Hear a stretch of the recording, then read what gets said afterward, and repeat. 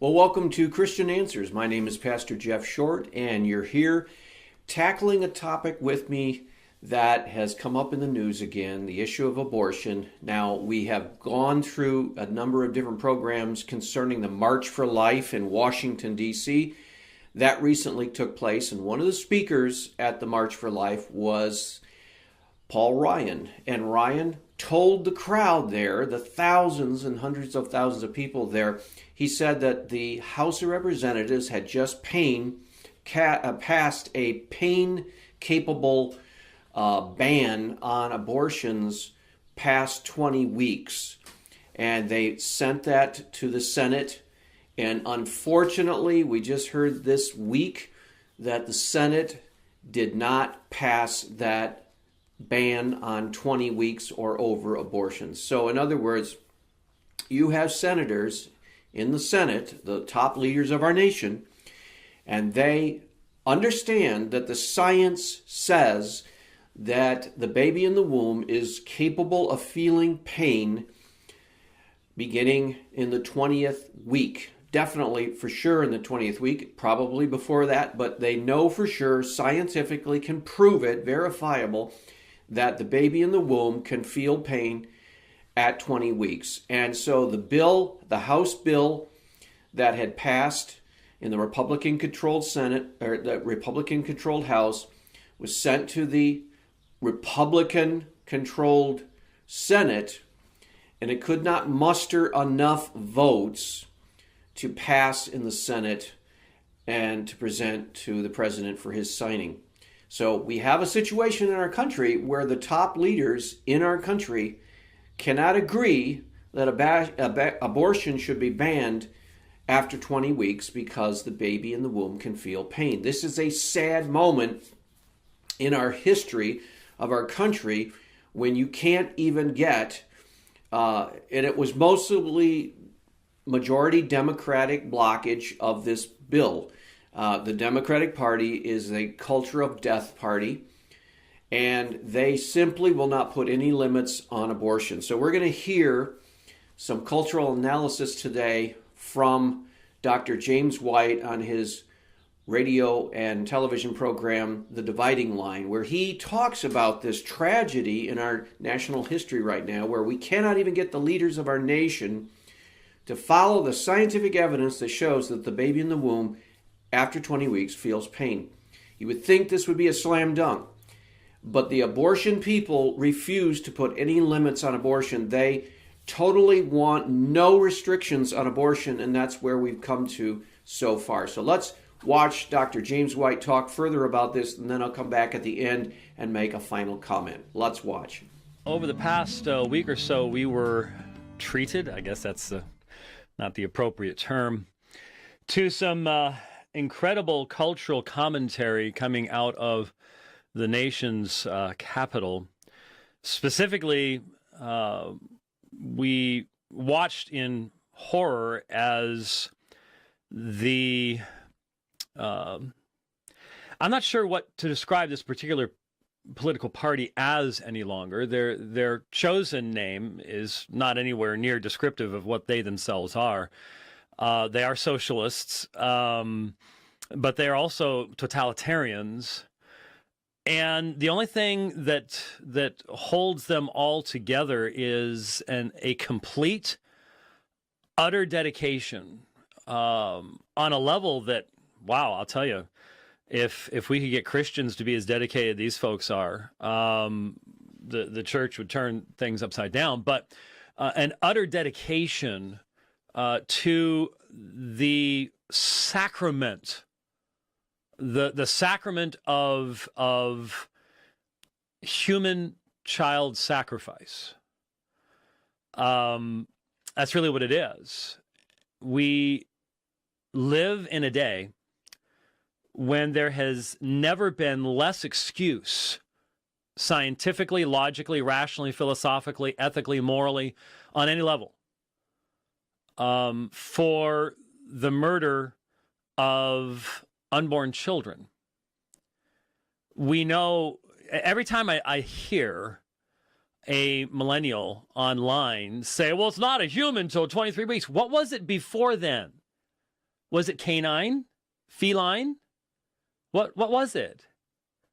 I mean, we are really reaping the result of no longer teaching any type of meaningful logic, history, morals, ethics in the public. We used to call it the educational system. It is now simply the public indoctrination system.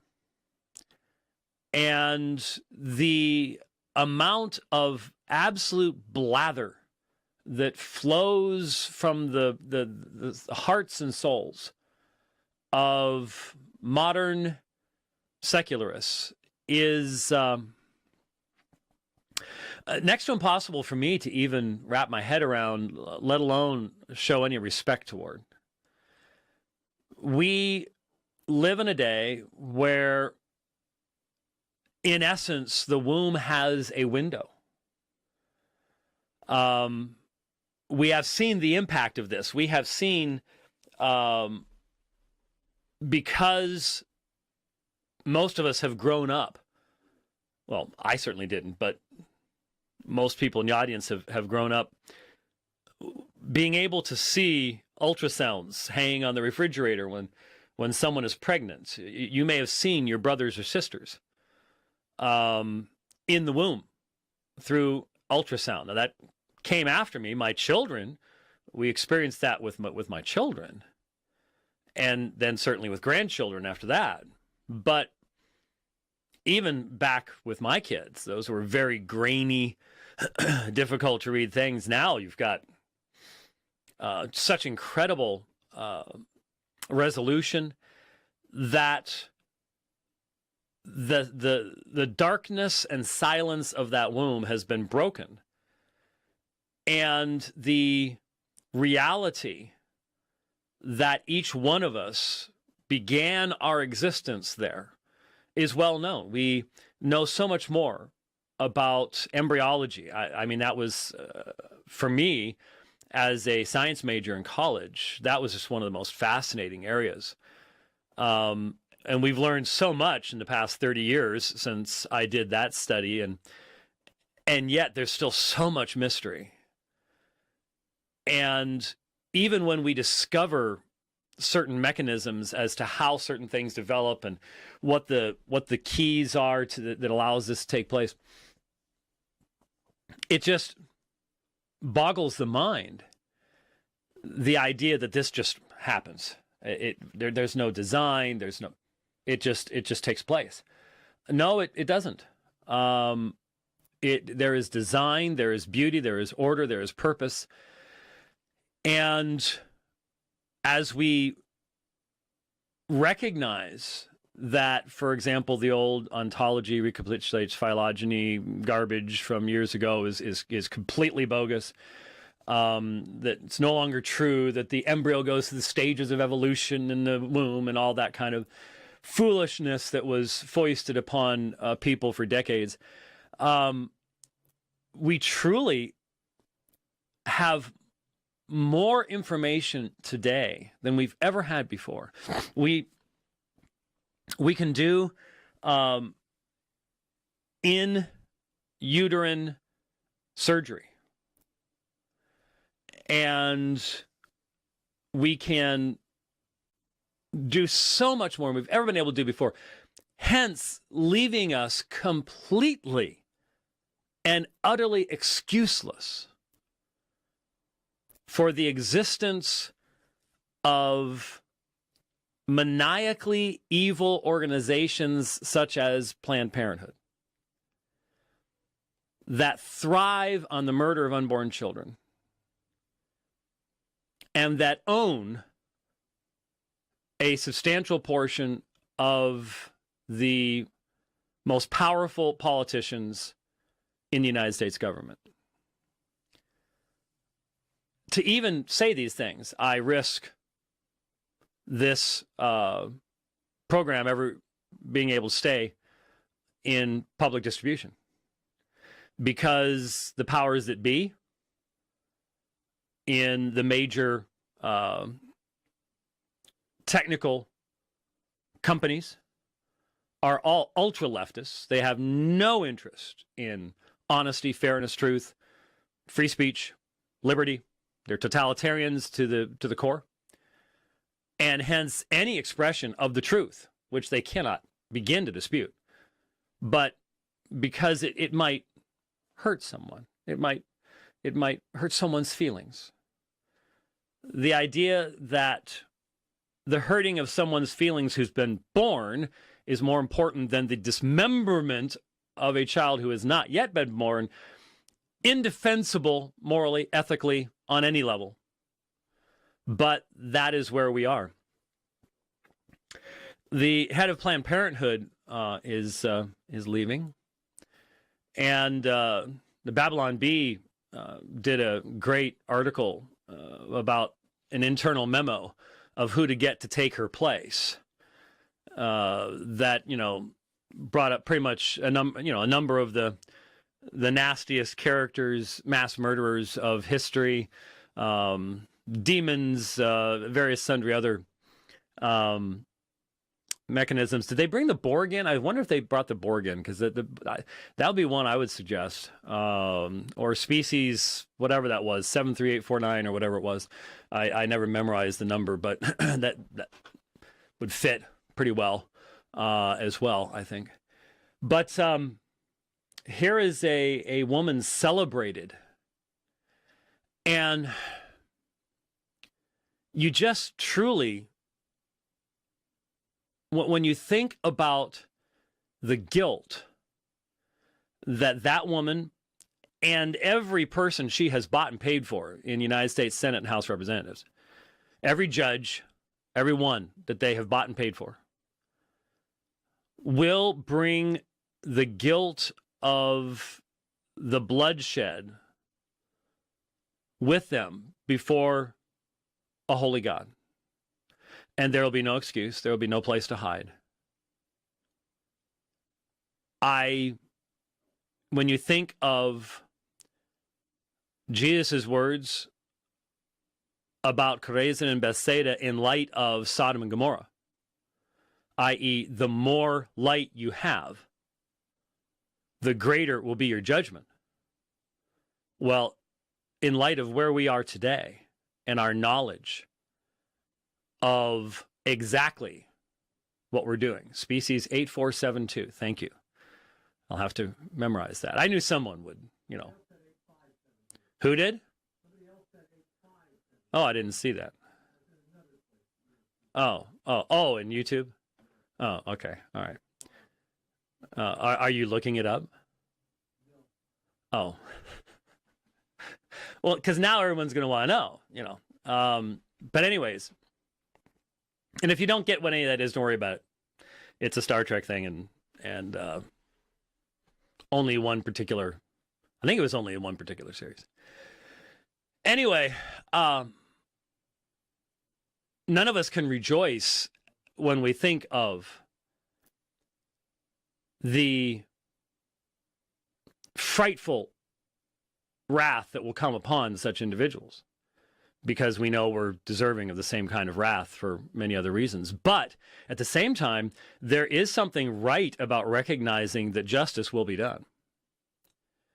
That all these children who have been murdered in the womb merely for the sexual convenience of those already born, they cry out for justice, and that justice will be done. That justice will be done. You can't say that in our society anymore, but that justice will in fact be done. And so as I saw pictures of socialist senators fist bumping each other on the floor of the United States Senate in having blocked the bill that would have forbidden abortion after 20 weeks, someone posted, I almost reposted it myself, a picture of Moloch worship. And that's exactly what you have. This is a sacrament for this religious group. It is the sacrament. You cannot reject you cannot reject that sacrament and maintain your membership in this particular group. It is sacramental in nature. It is viewed as holy. It is viewed as good. And it speaks directly to the essence and the nature of the worldview. That is, that sexual expression is the ultimate good of mankind. Do you realize how dehumanizing that is? Do you realize it makes perfect sense? If you think man's just an animal, then spread your genotype anywhere, everywhere, at all times. That's the logical result of the secular worldview and the secular view of man. But it is absolutely dehumanizing. Absolutely dehumanizing. It shreds mankind. It destroys what makes man different than animals. It is a return to a low-form paganism. The problem is now we have technology to go along with the low-form paganism, and the results cannot possibly be good. But it is dehumanizing. And people recognize it's dehumanizing. We can only hope and pray for a change in our society through the work of the Holy Spirit, through the proclamation of the gospel. That's the only hope the society has.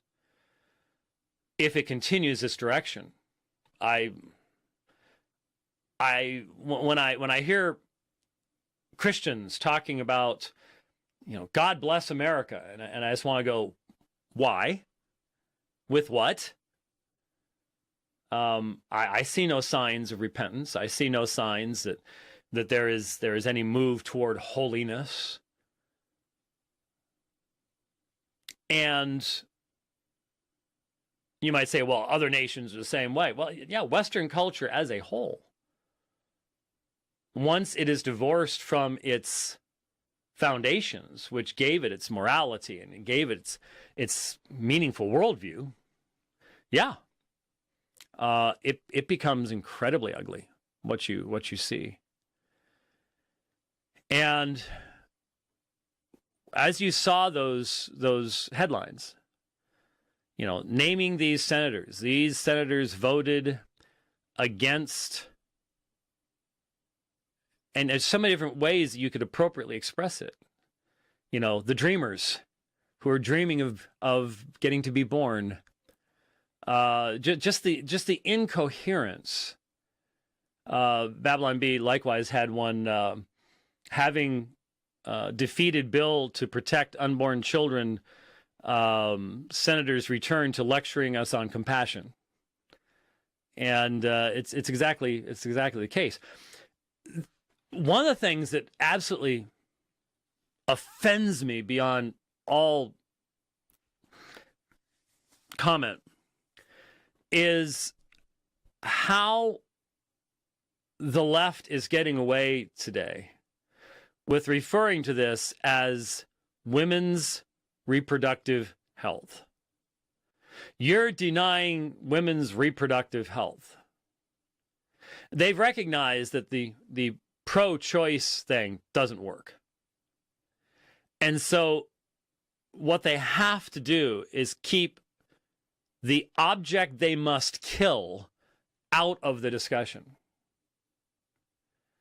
And so they talk about women's health care. It has nothing to do with women's health care. It has nothing to do with reproductive health care. They know in their heart of hearts, because they're the ones that are chopping the babies up for parts. Remember? Still doing that. They are. They know what it's about. They know that it's about the child. But they know they cannot win that battle in light of the sonogram, the ultrasound. So you just simply close the door to that. Even when someone asks you a question about it, you refuse to answer it. you just beat the mantra and hope that the repetitious nature of it, together with a very thorough indoctrination in the secular mindset within quote-unquote public education, public indoctrination, will get you by. And so far it is. So far it is. I would like to hope that there will someday be a day when we're going to look back. And we are going to just, with utter shock and amazement, go, I can't believe that after having defeated the Nazis and seeing what they did, the experimentation, the unbelievable things that were done in those few short years, that within a matter of decades, in the bright, shining nation, we allowed this kind of activity to take place and blessed it and called it good and moral. And Hollywood and the entire entertainment industry as a whole, through its entire fortune and weight of finances behind the promulgation of this infanticide. I hope someday that we will look back at this time with abject embarrassment. It may not be us to look back. It may be in other people that have taken our place. That would be fitting, and it would certainly have a lot of historical precedent to it as well. So, could not help but to notice these things as we listened to those who have been given a reprobate mind. They have been given over to a reprobate mind, expressing their rebellion, their love of their rebellion, their hatred of life, their hatred of God. And these are the people who want totalitarian control over your thoughts, your behaviors, your children. We need to keep in mind and pray about, though I imagine the decision has already been made, but God is in control of these things. That big Supreme Court case has probably been decided already, and we're just waiting for the months to pass before that decision is handed down in regards to that inevitable clash of sexual autonomy, i.e., man as a mere animal under the control of his sexual desires, and religious liberty and freedom, man as image of God, worshiping God. Again, it is a absolute reversal of civilization. It is a rapid degradation, moving backwards. That's what we see going on in our culture. And parents, you must be explaining this to your children. Young people, you must understand, when your parents start talking to you about worldview issues, don't let your eyes glaze over. Your parents need to speak to you about what is going to allow you to stand firm and to have real meaning as a human being made in the image of God. The society around you wants to steal that from you, wants to take from you that which will make everything else worthwhile in your life. Without an understanding of who you are as God's creation, anything else you accomplish in this life will be robbed of its value. You must understand who you are as the creature of God. That is where your value comes from. That's what makes your self-sacrifice, your service to others worthwhile. The world around you will want to take that from you. As your parents seek to explain to you what the Christian worldview is, listen carefully. Pray that God will give you understanding and make it real in your life. Because I cannot imagine. I love my grandkids, but I can't imagine the world they're going to be facing. In comparison to the pressures that I faced when I was their age, I faced nothing. I had it easy. They're going to have a foundation, and I can trust God to. God knows his people. God can bear his people up, but my grandkids, that generation, unless God moves in great revival, which normally follows after great judgment, they are going to be facing a technologically supercharged amalgamation of 1984 Brave New World that we can only begin to theorize about right now. And I don't even know what to say to them, because what if they ask, well, why did your generation allow these things to happen?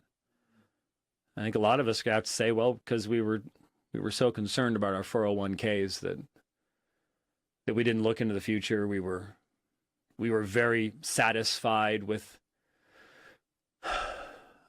our ease of life. And so we didn't warn people because it was easier to keep your mouth shut. I don't know. But anyway, certainly in observing the events culturally over the past number of weeks, just in that particular area, let alone in the continued number of examples of, well, not just in the United States, but looking at what's going on in Canada, just to our north.